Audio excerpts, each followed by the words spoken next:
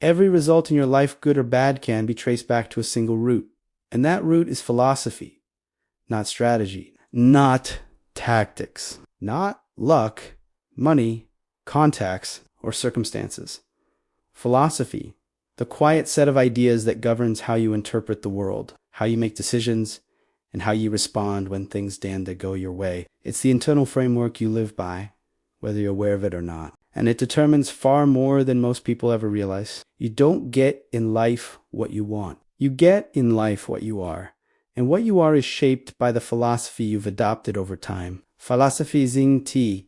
What'd you say when someone asks you what you believe it as? What shows up in your habits? Your reactions, your excuses, and your standards. It's your personal operating system quietly running in the background, shaping every choice you make. That's why people can want new results, more money, better relationships, a stronger sense of purpose, yet keep repeating the same outcomes year after year. They try to change the surface while leaving the foundation untouched, but nothing changes until the philosophy changes. If you don't like where you're headed, the answer isn't to move faster, it's to check the compass. Your philosophy sets your direction, and direction, not intention, determines the destination. When results don't match your hopes, don't blame the harvest, check the seeds. Most philosophies aren't chosen deliberately. They're accumulated slowly from family, school, culture, survival habits, and repetition. Some of those ideas serve you.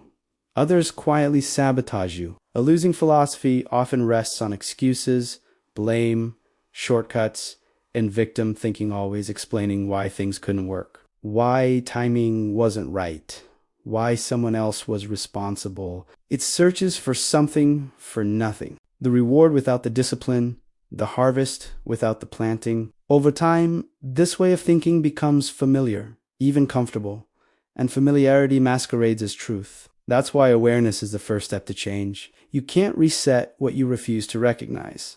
You have to listen to your own language, watch your patterns, and ask honestly whether your thinking is moving you forward or holding you back. No one drifts into a winning philosophy by accident, but drifting into a losing one takes no effort at all. Days turn into weeks, excuses pile up, standards slip, and before long, the direction is set. Change begins when you interrupt the drift and reclaim responsibility. Responsibility isn't blame, it's power. The moment you say, "This is my life, these are my results, and I'm responsible," you stop being a spectator and become the architect. From there, ideas matter more than circumstances.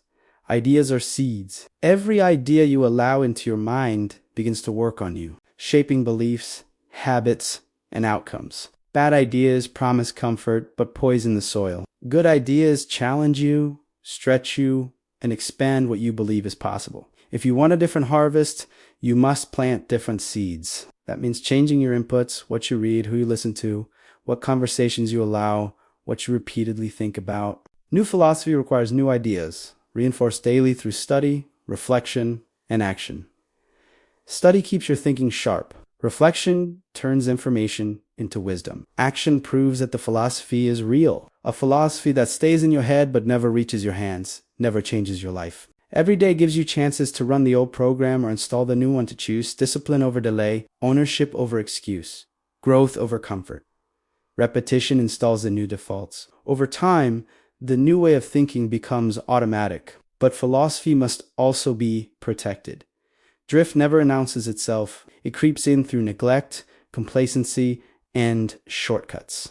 That's why review matters. You have to tend the garden, guard your influences, and surround yourself with people and environments that raise your standards instead of lowering them. Association matters more than most people admit. You cannot outthink the influence you sit under. If you want a winning philosophy, sit with winners. Finally, philosophy compounds. Small decisions repeated daily create massive outcomes over time. You won't always see the results immediately, but they are accumulating quietly beneath the surface. And when your philosophy changes, your life becomes the evidence. You don't need to announce it. Your habits, results, and character will speak for you. People learn more from example than explanation. When you live the philosophy, you become proof of what's possible. And that's the highest reward, not just a changed life, but a life that helps others change too.